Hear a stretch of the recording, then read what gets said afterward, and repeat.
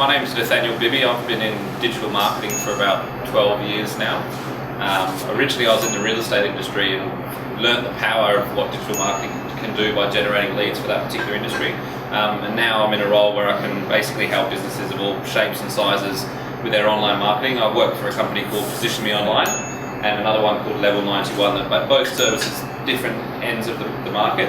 Also, I'm a trainer for the Australian Digital Marketing Institute, so I do some training, particularly with LinkedIn and how to use LinkedIn to generate leads in your business and that kind of thing. So that's a bit of a background about me, but I've got quite a bit of experience from small to large organisations and how they can use online marketing to really dominate their niche. Thanks for coming, everyone. This is the first event we've run, so I want to extend a big thanks to Katrina, Laura and Constance for organising everything. So we run another group here called Disruptive Startups. This group's sponsored by Appstar. So we're actually an apps development company. We do this because marketing's a big part of what we do for our customers. And they're all entrepreneurs and people that are starting basically from nothing. We've had a few really good success stories, guys, going from 0 to 4.5 million in 7 months. So it's a really entrepreneurial space. A lot of talk about VCs, capital raising, but marketing's my true passion. So I might just take a seat. Do you guys want to hear my background? I'll just give you. Got one yes? I'll go with that. Okay, so how long you guys got? 20 minutes later. So I started out as a programmer and I was developing websites. The problem is you get one client that would pay you, I started when I was years and years ago on $2,500 per week. And then that client disappeared and I went from making a whole lot of money to making no money. I thought, this really sucks. How do I get more people like that? And I tried to figure it out and it came down to marketing. It was just about, and even sales. And so to me, sales and marketing is the same thing. It's revenue generation. I then went on to work for a Deloitte's Fast 50 digital agency called ROI.com.au. Learned a lot from those guys. Before that I worked as a CMO, spending 1.4 million per year to make up revenue targets of 7 to 8 million in the financial services industry. So a lot of spend on AdWords, a lot of internet marketing, and now I'm the head of marketing here at Appstar. And I run a team of 5 and we're growing pretty aggressively at the moment. I can't talk about figures, but yeah, the company's growing very quickly. So I just want to impart my knowledge that I have. They'll take about 5 minutes, then we'll get some drinks, and just share with you guys what I have, and also have a chat about tangible experience. So let's get to it. The focus I sort of wanted to take today was small business and lead generation. I think you said real estate. Maybe let's start with that, if that's a good place to start. Sure. I guess from a real estate agent, if we took an agency for an example, their primary goal is to generate new listings. Now we all know that most people who are looking for a real estate agent will jump on a realestate.com. The interesting fact is that when you delve into it and you look into the Google Adwords tool and you see how many people are actually typing in real estate related keywords, you find out that a lot of the traffic that ends up on realestate.com actually originates from Google. So if you do use internet marketing creatively, there is a way that you can actually bypass all the noise of what your competitors are doing and get leads directly from the Google search engine if you know how to use it properly. And I think the same sort of the practices apply in most industries. The key to being successful online, I believe, is to be as specific as possible. And by that I mean, if you're a real estate agent in Toorak, you should be targeting people who live in Toorak very, very specifically and not Melbourne-wide. So if somebody's searching for a real estate agent in Toorak, there's no reason why you shouldn't be showing up #1 in the search results. And that'd be the quickest way for you to generate new listings online. Okay, so from real estate you moved into PositionMEonline, and maybe you can have a chat about what you're sort of doing there and lead generation mechanisms you're using. AdWords again, AdWords and conversion page. Yeah, absolutely. I mean, there's so many things we can do online. We have to prioritise, particularly with small businesses. It'd be great if we can do the full works and do AdWords, search engine optimization, remarketing, social media, which is a whole other ball game in itself, and everything else in between. But with a small business, they typically have a limited budget, so we have to prioritise. And I think the quickest way for you to get a return on investment is through Google AdWords. Yeah, AdWords is pretty powerful.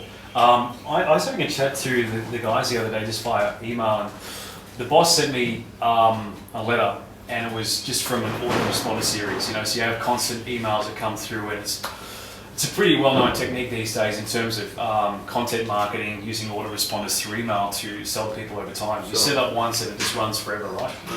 And he's just looking at the way that it's structured the email and how that went to the conversion page. You'd have the video on the left-hand side. On the right-hand side, you'd have the lead form. Now, the lead form was already populated with my boss's details. And I was like, that's kind of interesting. I looked at the URL. It passed in the parameters, his name, his last name, and his email address. They had all that stuff.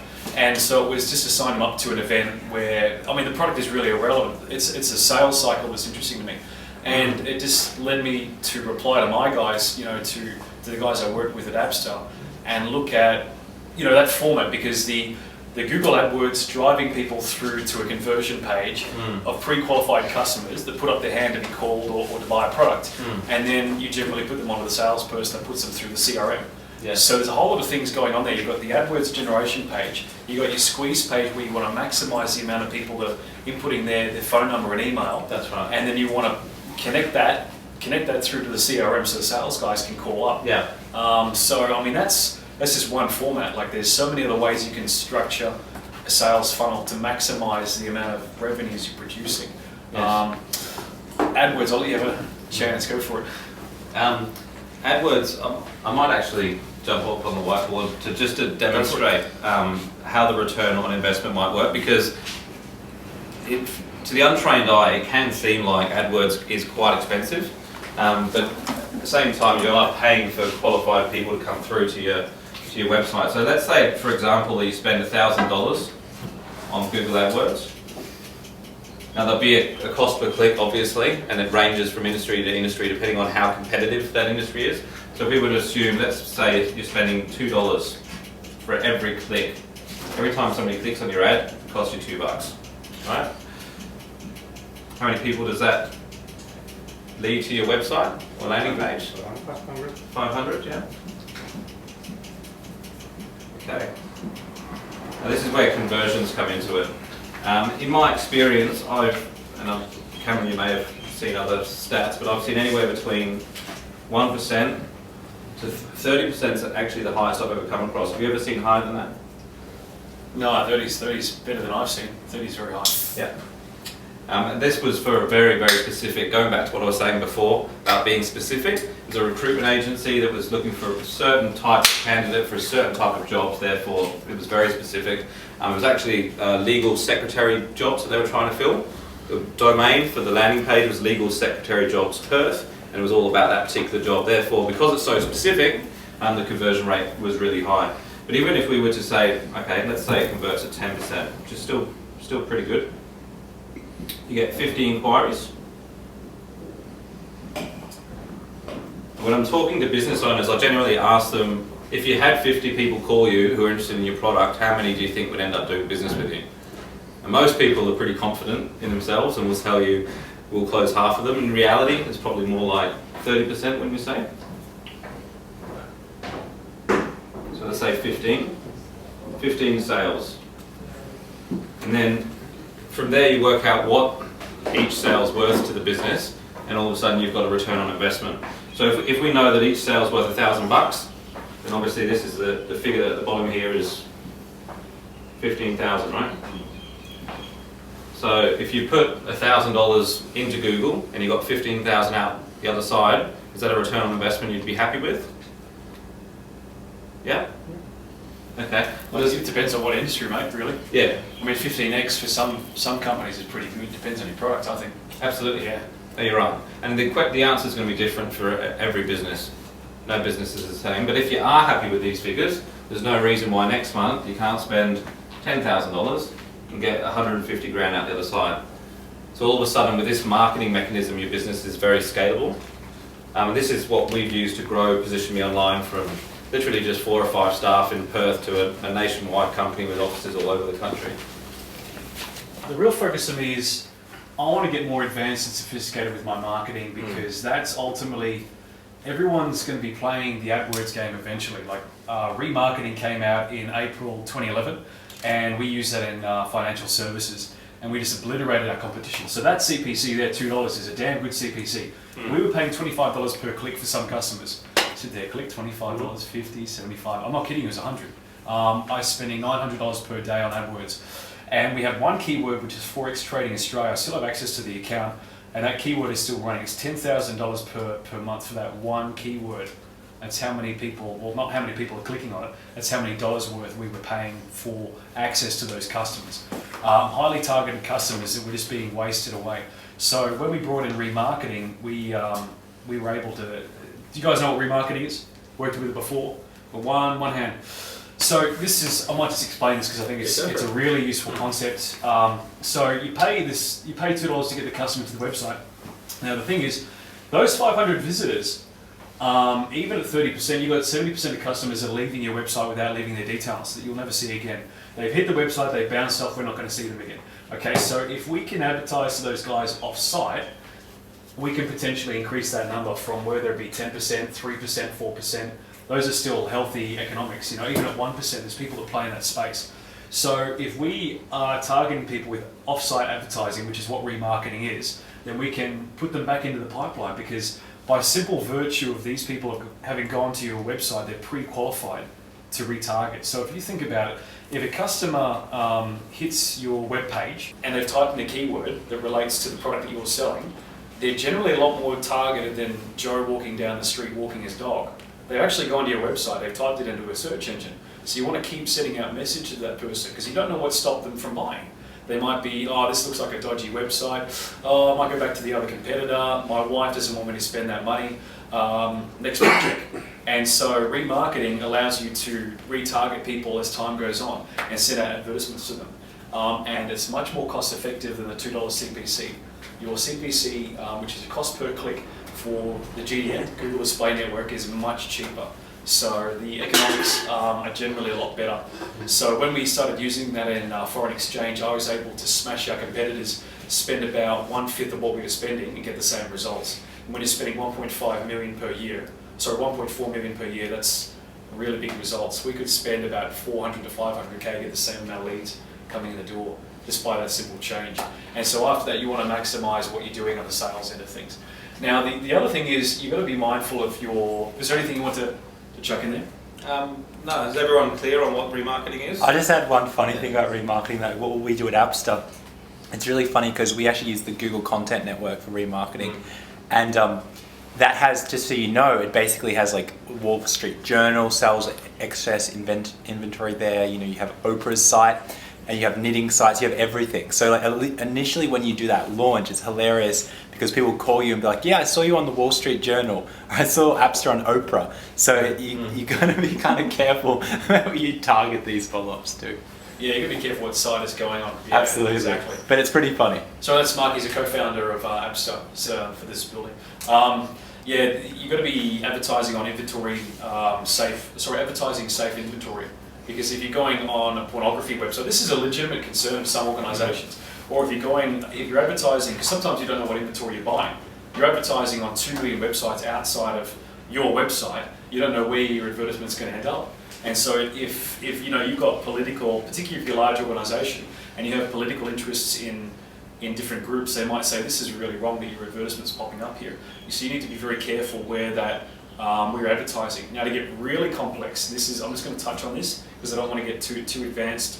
But the other thing is, if you're converting like gangbusters, just say you're on TechCrunch for Appster, right? Because we're selling mobile apps. Yep. That's the best demographic you can get. Now, those guys know that that's an incredibly targeted demographic, and they're going to convert like gangbusters, right? So they'll up their price. So the other thing is, they don't actually want you to know where you're buying the advertisements through the GDN. This is what happens with real-time bidding. So this is it gets more complicated the further you go down the rabbit hole. But the interesting thing is, the more sophisticated you are as a media buyer, someone who's buying inventory, advertising space, the more you can run circles around your competitors. You can spend less money, produce more leads, and convert them better. And the more sophisticated you become, the better you will become at doing that. And to put that in perspective, you might be thinking you're competing against people here in Melbourne. I think we're competing against people globally, and our products and services at some stage are going to be taken over And we're going to be competing against people either interstate or international, and that's a perspective that we need to have as marketers.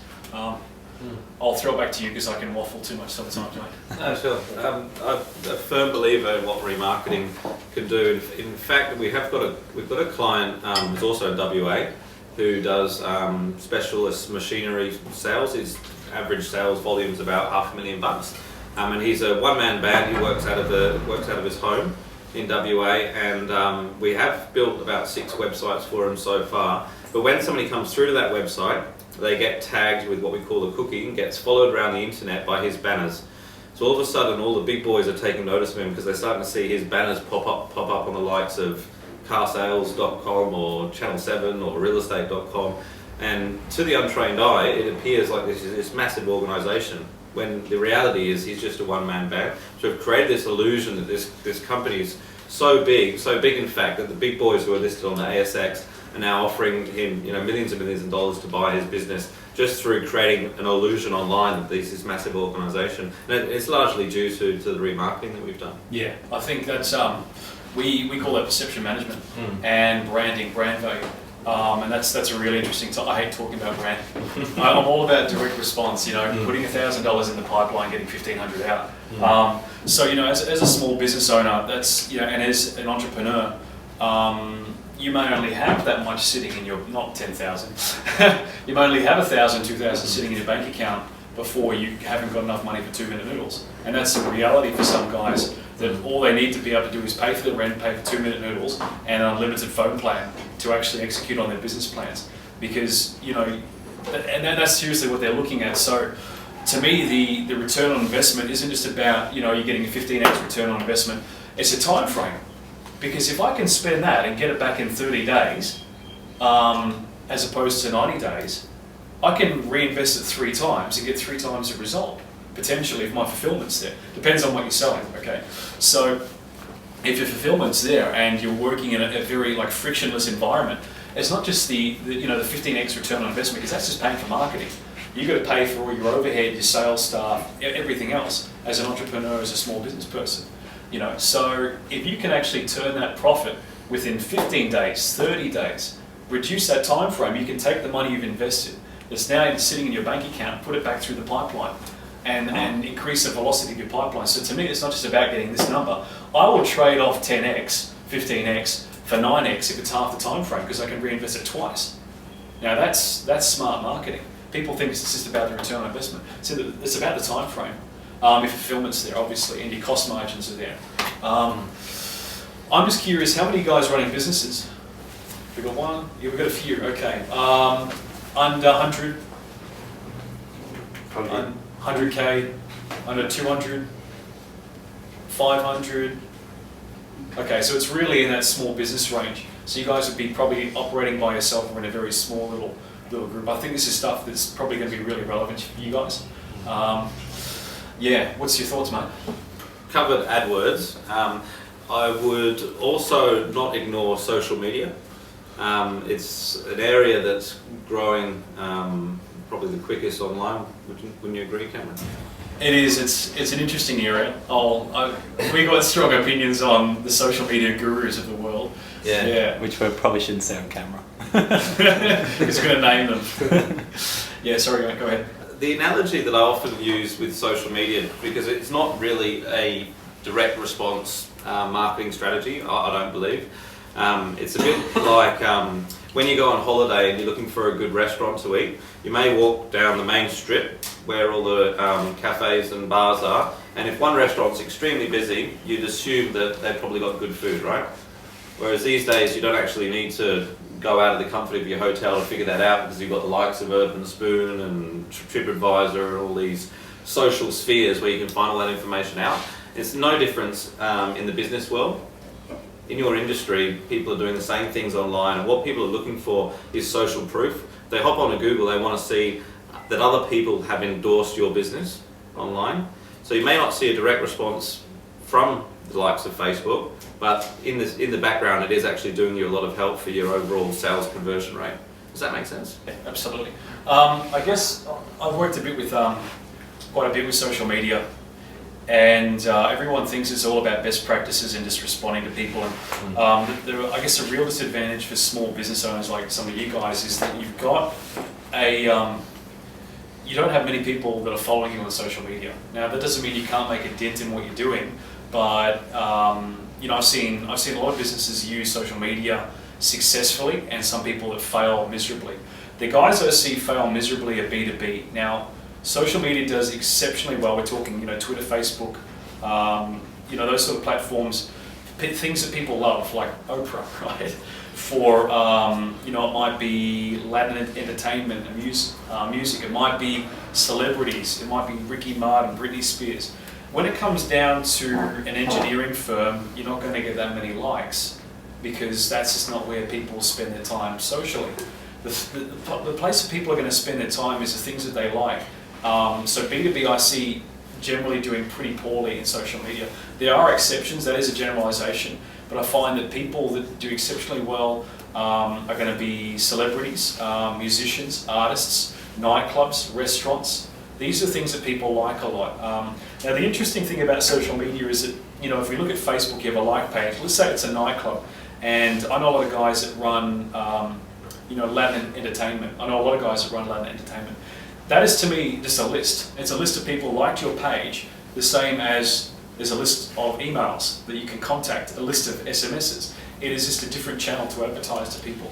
Now the thing that people don't talk about a lot, the real professionals, is the right-hand side column of advertising in Facebook. That is an absolute goldmine because you can target people that liked your page. Let's say that you've got 5,000 likes and you want to specifically target people that like what you're doing. You've got a page of people that liked you. You can target specifically those 5,000 people, right-hand side advertising. That is a highly responsive list. Any advertising you do to that list will have a high CTR, click-through rate. You can expect anything, and this is very high for interruption marketing, anywhere between 1 to 5%. Now, Google AdWords gets anywhere between, what would you say, 0.5% to 5 or 6? Yeah. And that's pretty good. Now the thing is, people actually type this stuff in to Google AdWords. They're looking for it. So if you're getting a CTR of 2 or 3%, that's 2 or 3 out of 100 people, and you're interrupting them on the right-hand side, that's a damn good CTR. I see people get 0.002, 0.03, that's 3 out of every 10,000, which is about the equivalent of accidentally clicking on something. We also do a lot of promoting posts. Right, yeah, of course. You can do a similar sort of thing. Doesn't necessarily have to be targeted towards people that have already liked your page. You can pretty much hone in on any demographic you like, even as far as whether or not they've liked. We work with a business that sells luxury pearl jewellery, and their target audience are typically female, and they're interested in high-end products. So we targeted females in a certain age bracket that have already liked brands such as Gucci, Louis Vuitton, American Express, etc., etc. So they're interested in, I guess, high-end items. And by doing that, we can promote the post to people that actually haven't already liked the page. And then every time somebody likes or comments on that post, it's then, all of their friends can see that as well. So it does become viral. So even though you may only have 500 or 600 people that have liked your Facebook page, if you promote posts in the right way, there's no reason why they can't get displayed to, say, 20,000 people. Yeah, so that's under the section in ads.facebook.com that is sponsored stories. And so you can do a newsfeed sponsored story or a right-hand side column sponsored story. Right, yeah. This is really interesting because for any product that's affinity based, so that might be, let's say that you play football. A lot of guys that play football have a lot of friends that play football. So if it's a product that's relevant to these guys, if you're doing a sponsored story, you'll see a higher CTR, click-through rate, and a much more responsive list because their friends are football players. But if it's something that's not affinity based, it generally doesn't do so well on sponsored stories. So a good example of that might be, let's say, engineering is a good example. Like you might be a client of an engineering firm. Let's say we sponsor that story. I would suggest there'd be a lower likelihood of there being an affinity. For instance, if someone's a golf player, they might be a salsa dancer, they might be into football. These are things that people socialise based on it. They have a strong affinity to. So naturally, their networks on Facebook. If you're advertising to the friends of friends, which is what sponsored stories are, you'll get a much higher CTR. Very powerful if you want to use it. I think same would apply for what you're dealing with because the affluent hang out with the affluent, so they all have Exactly right. expensive tastes. Yeah. So if their friends are seeing that on Yeah. Facebook, they're generally going to be of that same socioeconomic group. Yeah. With people to target. That's right. And our goal with that sort of thing was not necessarily to create a call to action immediately. I think one of the posts we used for this particular business was white pearls are better than blacks because they're classic. Like if you agree. And all of a sudden, anyone who's interested in pearls is just saying yes, yes, yes, yes, yes, yes. And all their friends are seeing the brand, they're all liking the page. I mean, we grew to about 5,000 likes, I think, in a couple of weeks. And then all of a sudden we've got that captive audience to market to in the future again and again and again. So it's a strategy to get people onto the page, and then once they've already liked, then we can continue to market to them ongoing. And it has got to the point where this particular woman who runs this business gets more sales through her Facebook page than she does through her e-commerce website, which she actually runs Google Adwords to as well. Okay, so you've got 2 different lead channels for Yep. that, and the conversion pages. That's right. How many products has she got? Oh, hundreds. It's an Hundreds, e-commerce website. E-commerce is just huge, and they're very hard to optimize. I mean, when I was working for a digital agency, if you're doing e-commerce, a minimum you had to spend per month was about 2K. Yeah. It's because you have to optimize so many pages. Some guys had thousands of products. You know, we were very aggressive with remarketing with some customers. I was dealing with hundreds of customers per month, and e-commerce was by far the most expensive for that kind of thing. Yeah, absolutely. Is there any kind of internet technologies you guys want to focus on? I just want to throw that out there, and also have a think about, just to sort of sidetrack for a second. If there's any questions you want to ask, please ask later on questions that can help other people as well. So if it's something that you think might be relevant to other guys here, I'd love to hear it. I really just want to share knowledge. One question here? Yeah, definitely. So we're actually producing IT products and a lot of stuff. And our customer base is pretty much IT and tech savvy. You work with Matt? No, I don't know who that is. You're both IT guys, you're sitting next to each other. Different sort of IT, mine's better. No, I'm just kidding. Oh wow! The apps, battle of the IT. Yeah, that's on.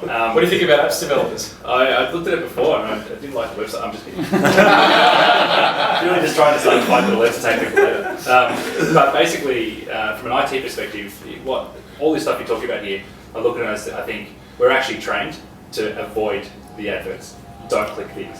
Right, and we talk about these click-through rates and all these sorts of things, and you know, they sound great in terms of buzzwords, but to a different sort of market where you're in IT and apps yourself and all that sort of stuff, you have to go about it a different way. And what we've been thinking about it from the social aspect side of things is not clicking on the LinkedIn, not clicking on the Facebook, but how do we use, and probably more from the guerrilla side of things, how do we use doing things like SEO content and smashing the crap out of heaps of posts? That was something you were also saying, right? And possibly sponsored stories, but when there aren't the clicks, and they're not going to take you to a product that where people are basically trying to avoid it. What's a good marketing technique, or or a sort of edgy marketing technique that you might have used in the past? To take lead people into your site where they aren't actively seeing that advert, but are kind of just being coaxed into it by I don't know if it's blogs. So we're trying to find ways around doing that. So I just want to identify the problem. Can you just condense down what they won't click on something. Okay, yeah. They don't click. So how do you get them to come? This is within IT? Yeah. Okay, and you're using AdWords and SEO? Yeah, so the AdWords, in terms of like Google searches, stuff like that, SEO, that's one way we know, well, naturally, if you pay for that sort of stuff, you'll get some, and if you've got sponsors, potentially. But there's that way. But if you aren't paying for that and you're thinking outside the square, and I don't want to pay for that, I want to still try and sneakily get people to my site. That's a good way to do it. Interruption marketing, and do you want to have a chat about this as well? Because I think this is a good question. I have a different view of it, so yeah. That's great. I'll let you go first then, so I can argue with you. The only thing I will say with like blogs and that kind of thing in SEO is it is a longer term strategy. Yeah. So like it's good, but it's not going to generate I don't think it's going to generate churn immediately. I would just go gun ho on social media, Facebook, Twitter, Google Plus, and LinkedIn, all 4 of them, and focus on just growing the viral audience as quickly as possible. Because those IT guys, it's going to be extremely competitive on Google for starters, but they're on social media all the time, aren't they? Yeah, and especially it's in the cloud space as well, and that means everyone's got the word cloud and something else on it. Yeah. So we did try to paint it cloud, but if you want to be industry specific, aside from paying for advertising, if you hop on LinkedIn, you can narrow down a particular job role in a particular industry very easily and go and send them all messages introducing your product. That costs you absolutely nothing. Oh, really? LinkedIn is absolutely amazing for lead generation. It's minimum $2 CPC, isn't it? Sorry? Minimum $2 CPC for LinkedIn. For advertising. Yeah, that's the only issue I have with it. Yeah, I mean, LinkedIn's great because you can target company size, company industry, job title. There's not anywhere else I can think of off the top of my head you can do that, apart from List Broker with direct mail and fax broadcast. So if you can target, let's say, it might be DevOps, or it might be head of development, it may be, who else would there be that you want to target? Head of IT, second? CTO, yeah, sysadmin, those guys are all perfect targets for cloud. Now those are things you can target in LinkedIn. Now you want to put those guys through a CPC LinkedIn campaign, squeeze them onto a landing page, conversion page, maximize your the details that people are putting through, and then I'll even put them through a remarketing campaign for 6 months. That's how I target that. And I think if that's, I mean, your CTR is going to be quite good. It's still interruption marketing. Now this is the problem that I have. Everyone says, I don't click on advertisements because I just ignore them. Everyone thinks they have this superpower, like, they look, just ignoring it. The thing is, if it's good advertising, it's 100% relevant to the user, right? So, and this actually happened to me last night. Advertising is getting better to the point that it's just going to be like, every advertisement is something I want to read about. It's interesting. So I'm really into photography. That's one of these is my camera. They're both 7D, so I don't know which one. But I was just watching a video, actually on cameras, and it popped up with an advertisement for the slider, a technology I've never seen before. And the photography and videography that you can get from this slider, showing Katrina before, incredible. It just looks amazing. And I just was captivated for 30 or 40 minutes looking through how they took these incredible shots and the actual stuff that they had CNC'd was really high quality manufacturing. And that was incredibly relevant to what I was doing. So if you've got each of these job titles within IT, and you're targeting these people, and it is interruption marketing on the right hand side. That's why Google Adwords is so powerful, but you're going to get ripped apart by the competitiveness. The CPC is going to be high, and you'll need to spend weeks, if not months, optimizing to make sure you get the right keywords that are converting right, because each keyword represents a different demographic. I can give you a really good example, maybe we'll go over that some other time. But each keyword does represent a different demographic, and you need weeks, if not months, to spend to figure out how they're converting, and make sure you have your conversion code there as well. But LinkedIn's probably a great way to go. AdWords would be incredibly good if you're using remarketing, but you just got to keep in mind it's a dollars game and it's a sales game and a conversion game, and after that's a margin game. So if your margins higher, your costs are lower. If your sales guys are converting higher, your lead generation page is converting higher, and your CLTV, customer lifetime value, is higher, either through retention or selling them new. If you're selling them more upsells than other competitors, you're going to smash the market. I mean, Dan Kennedy says the best competitive advantage you can have is to spend more to acquire a customer than anyone else.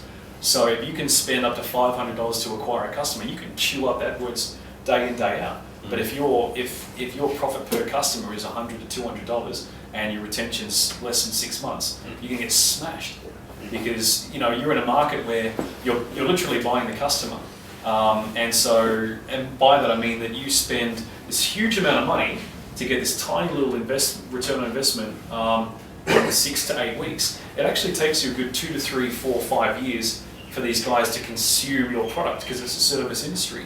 I don't know what you're doing in terms of IT. You're replacing either routers or you're doing programming, app development. It's a long-term relationship. So you have to buy that customer at the outset and ride it out for 2 or 3 years and try to milk for as many referrals that you can. Does that kind of make sense? Yeah. I hope that's helped. Yeah, and even though that IT people are quite tech savvy and they may know not to click on the ads or whatever, you're only paying for the people that do click. So at the end of the day, if your keywords are targeted enough, whoever's clicking on it is interested in what you've got to offer. Otherwise, you don't have to pay anything, right? So I would have believed that traffic is there. It's just probably a small portion of the market. Yeah, cool. What else do we want to talk about? And we'll maybe save questions till the end. Just have a think about something. If you've got a situation you guys are working on, I'd love to hear about it and help you out. What's next? I'm letting you host the show, mate. Is there any other questions that anyone has that they'd like to discuss, or anyone have a business that they want to Just a question about devices. So Yeah. we talked about channel, we talked about Facebook and channel. Now the problem is next few years, especially in Australia, the penetration of tablets and mobile phones, Yeah. contrasted probably to other countries, is alarming. So users are using the tablets and using the mobile phones to access Facebook. Right? Yeah. And the problem with Facebook marketing in this case, that they don't have a marketing solution for tablets, and so you don't see actually the advertisements. So how to address such challenges from your point of view?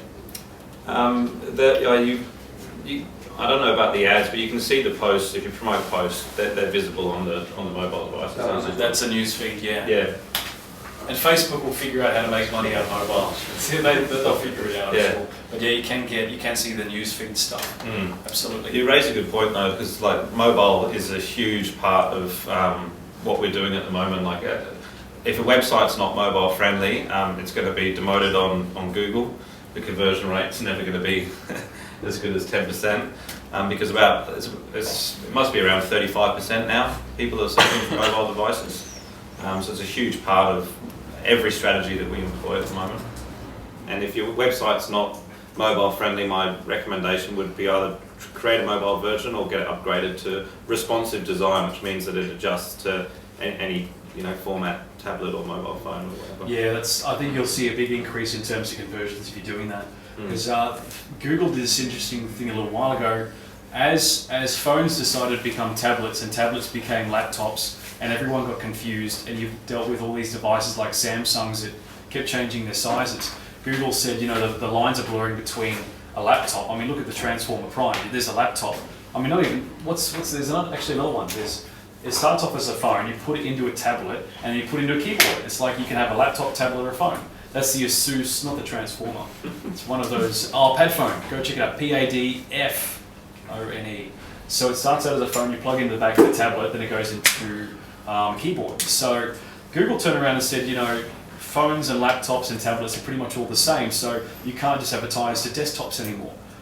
They said you have to advertise across every single device category. And so people before that, I knew some industries that were through agency. These guys were advertising with mobile optimized websites. None of the competitors were. They're spending about 30 cents per click and converting like gangbusters because no one else was advertising that space. Everyone was competing over desktop, and conversion pages are optimized for a PC experience. The guys that were on mobile and tablet were just slaying it. They're just killing it, because they had a great experience and no one else was advertising on AdWords for that. Google changed all that, of course, and that's why a lot of people, there's been a big uptake on mobile websites. But it's changing in terms of mobile devices. Even the advertising options you have in mobile devices, there's probably a lot of remarketing for mobile devices, isn't there? Mm-hmm. I need to look back into that, because remarketing is such a powerful tool. Sure. Yeah. Has anyone noticed that they've dropped on the Google rankings in the last year or two? Any of their websites fallen off the face of page one at all? It's something that I don't know about you, Cameron, but a lot of our clients who have had work usually done offshore in India, because there's a lot of SEO companies trying to infiltrate the Australian market that are from India, have recently fallen off the face of Google, and it's a lot to do with the Google algorithm updates, which can be quite mysterious. A lot of people don't actually know what the algorithm updates are and whether or not their website can be penalised or will be penalised. At the end of the day, Google's just trying to give its users a good experience, and if you've tried to climb the rankings by fabricating all these links from all over the shop that aren't really relevant to what you do as a business, then more often than not, eventually your business will get penalised.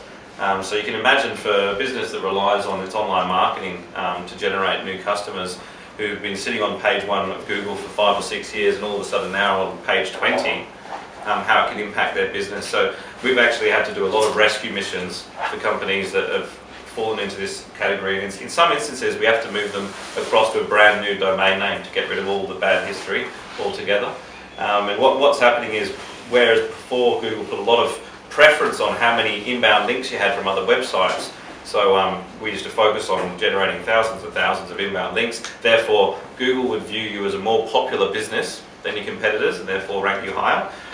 That's actually starting to be replaced slowly but surely by social media, because it's a lot more difficult to fabricate how many people are talking about you on Facebook, they're interacting with you on Facebook. Sure, you can have loads of likes, but if they're not engaging, Google's probably not as interested.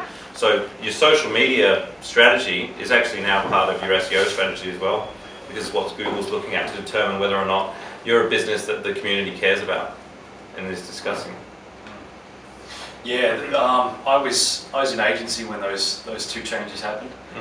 Google Penguin and Panda, there were algorithm updates. There's been a few since then, and it smashed about the agency database I was dealing with.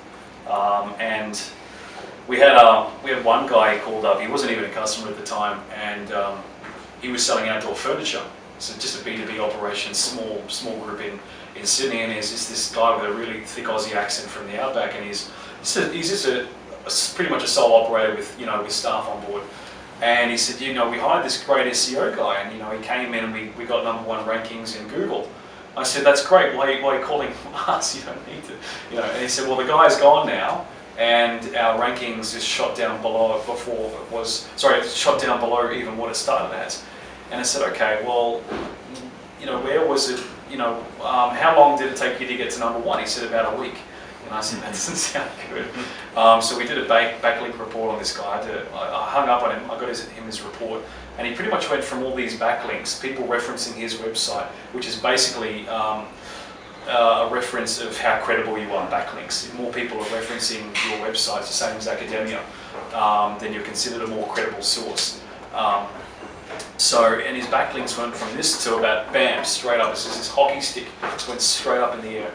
And he had about 86,000 links to his website. Wow. And I looked at some of the links, I looked through it, and it was all Chinese characters. And then I kept scrolling down, and it was Hindi characters. And I'm like, that doesn't look like real backlinks. And so this guy had been hit with about 86,000 backlinks from overseas. They're linking farms. They set up servers, produce websites to link onto their client websites to bolster their rankings.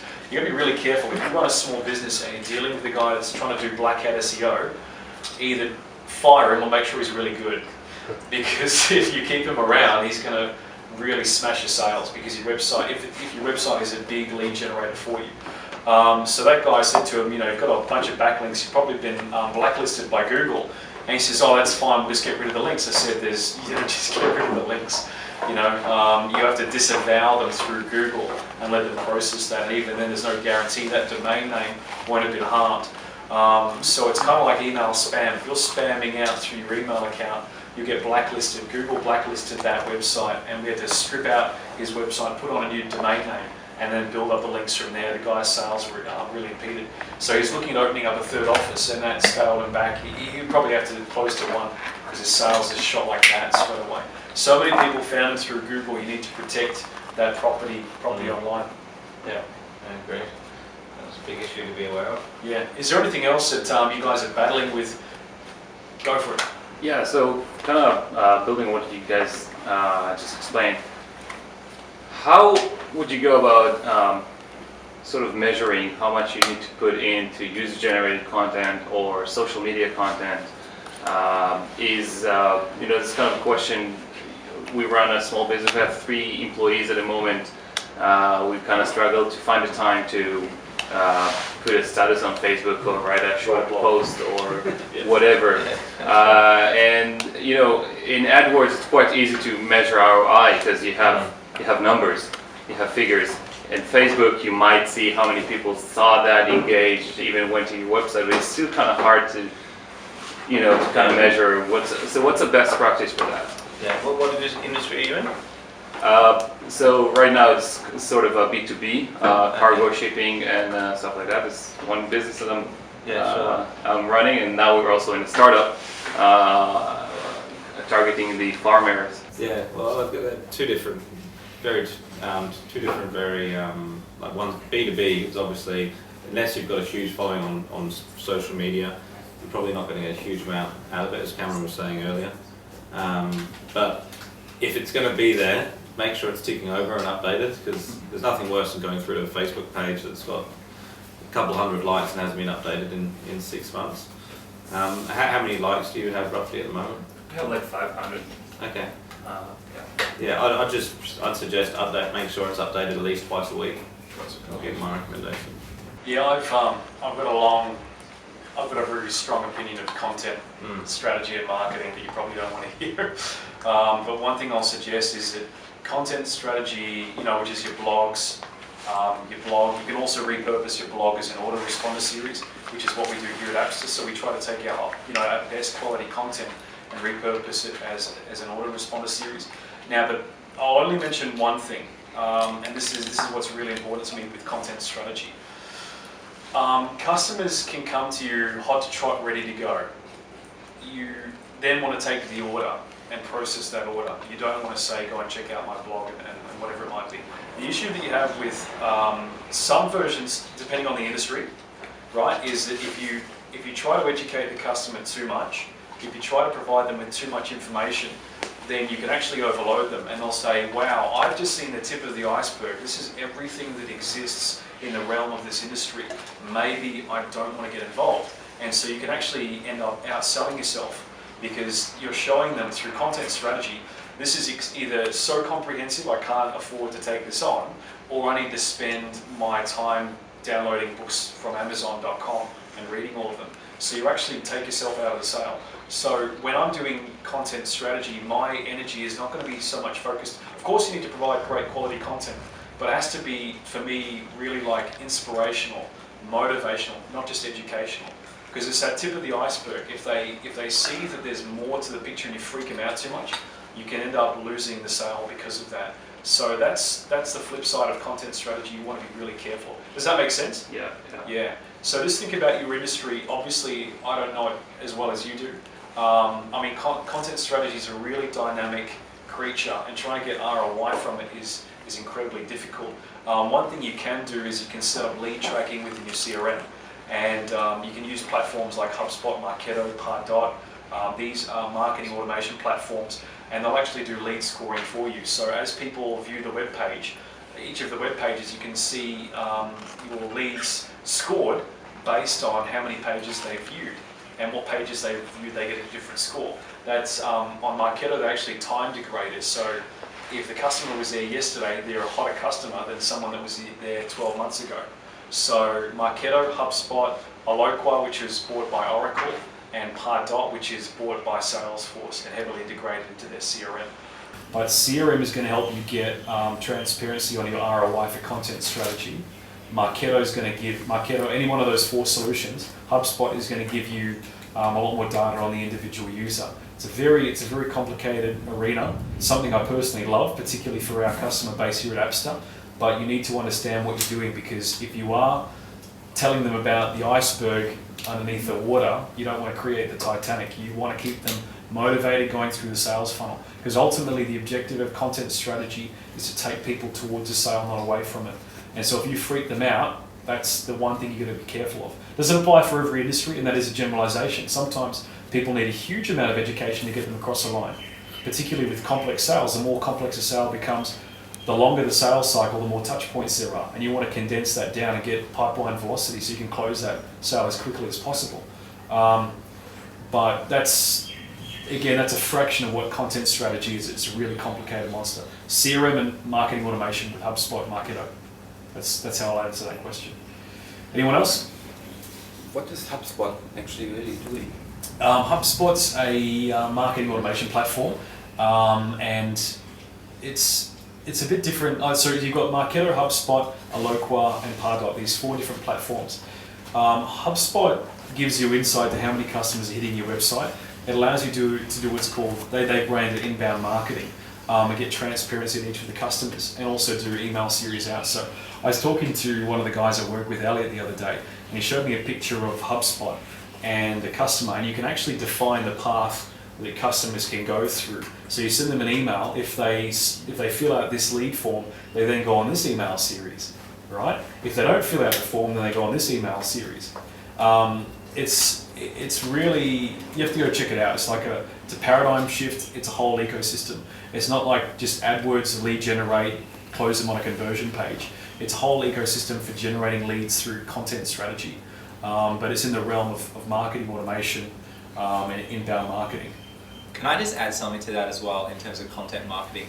Is those platforms can get really expensive. Like HelloQuark, for instance, is about $8,000 to $10,000 a month just with retargeting, which is a lot of money unless you're kind of targeting tens of thousands of people.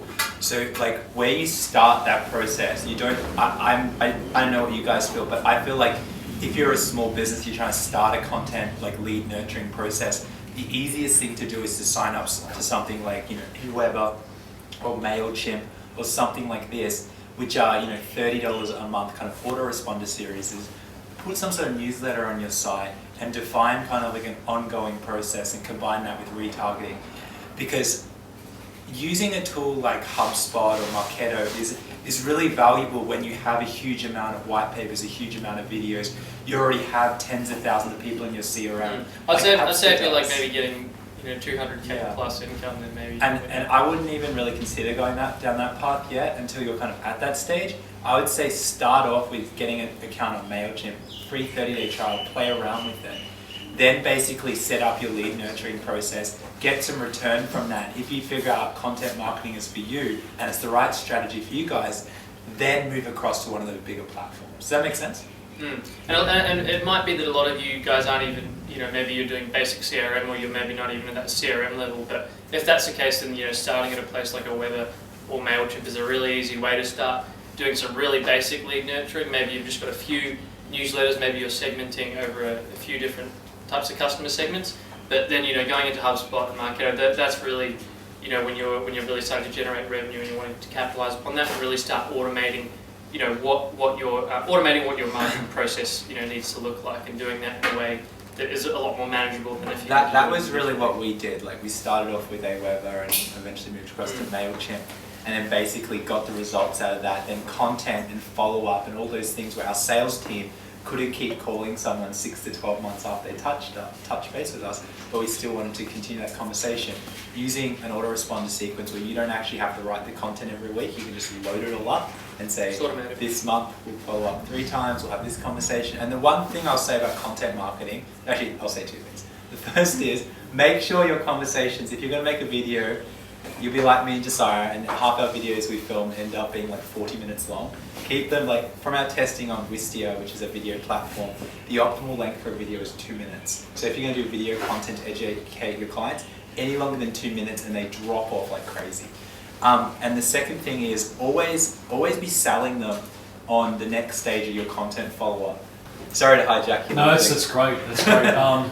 With the video, obviously, I think it's a great idea, or even through content saying this is what we're going to discuss on the next email.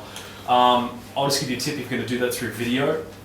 Pause a video and then record that as a different segment. Find an elegant way to put that in, because sometimes your products or your processes or something can change, and you actually want to take out that section because you want to take out that entire video.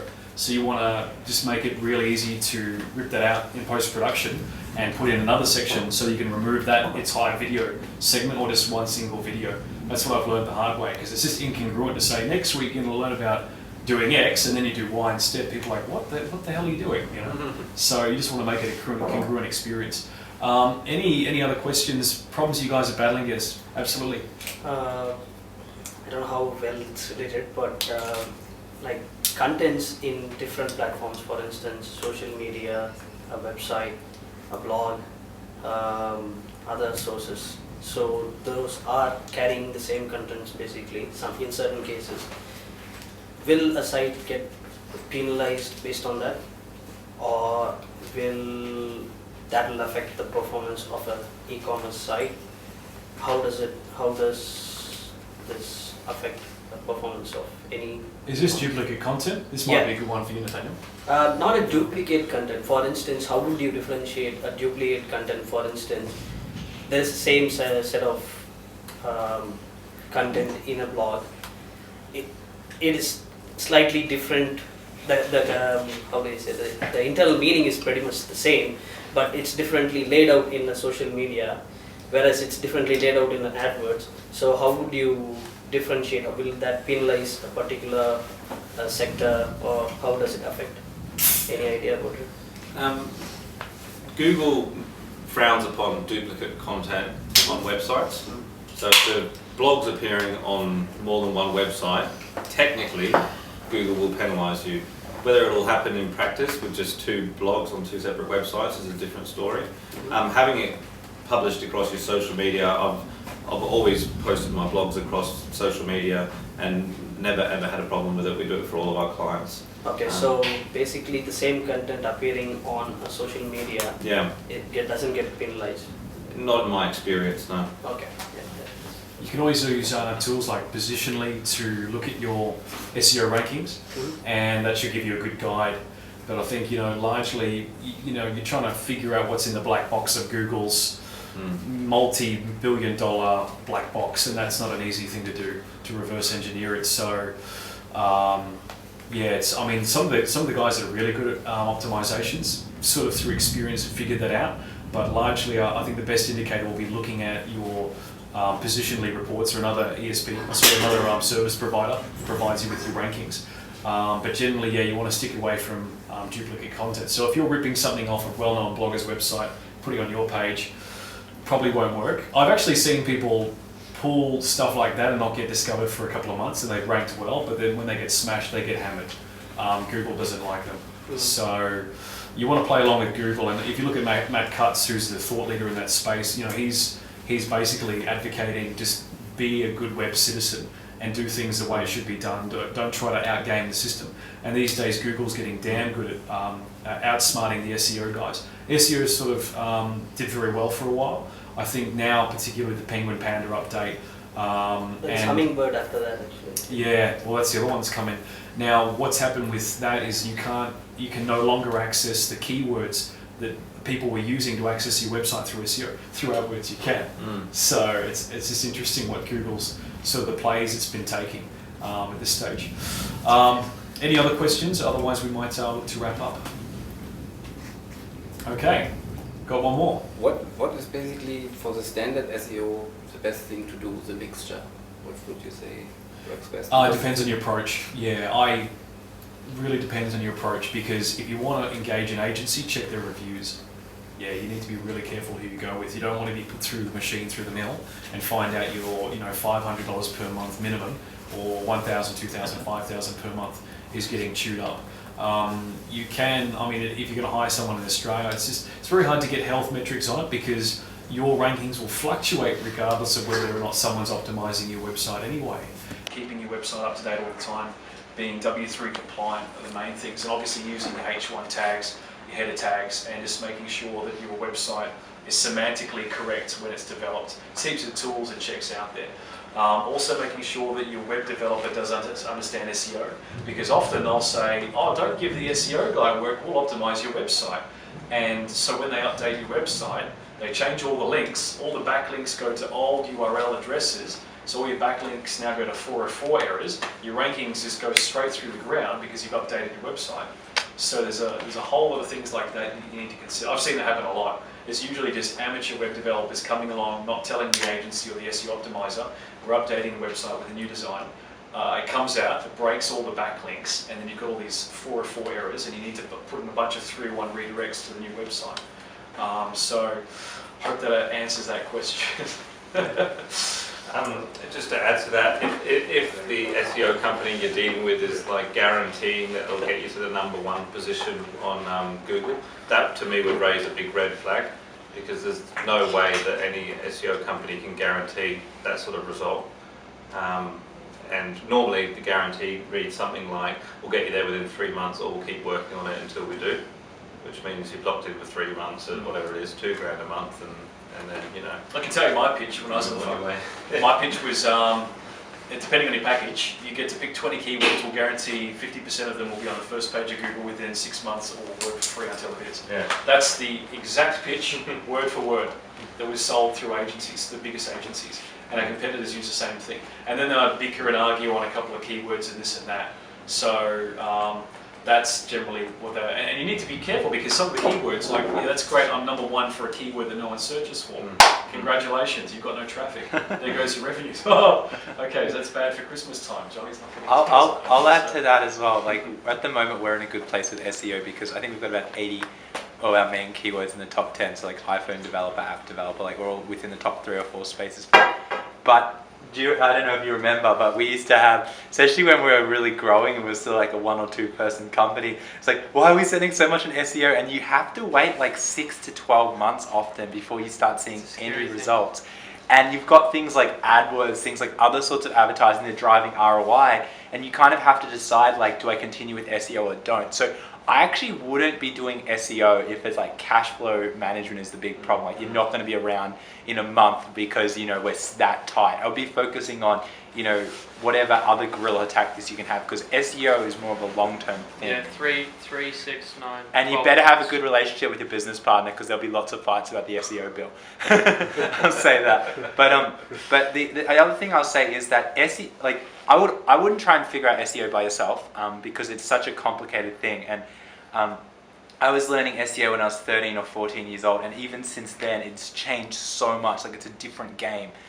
So I would always hire an agency, but like you guys were saying, check the reviews. It's very compelling, interesting when you find out X company plus reviews, and there's like all these forum threads. So I would do your research, but also don't expect the SEO company to do miracles. Like, if you don't have good content, if you aren't blogging a couple times a week, if you aren't on social media, like sharing and contributing, if you aren't having genuine links back, you're not going to rank. Like, heaps of people try and like outrank Appster on our search results, but it's pretty hard to do, because we have a link on Hamish and Andy's site back to us. There's about 10 major newspapers that have written articles and linked back to us just within the content. And they're the kind of links you can't fake by doing blog commenting or things like that that traditional SEO companies do.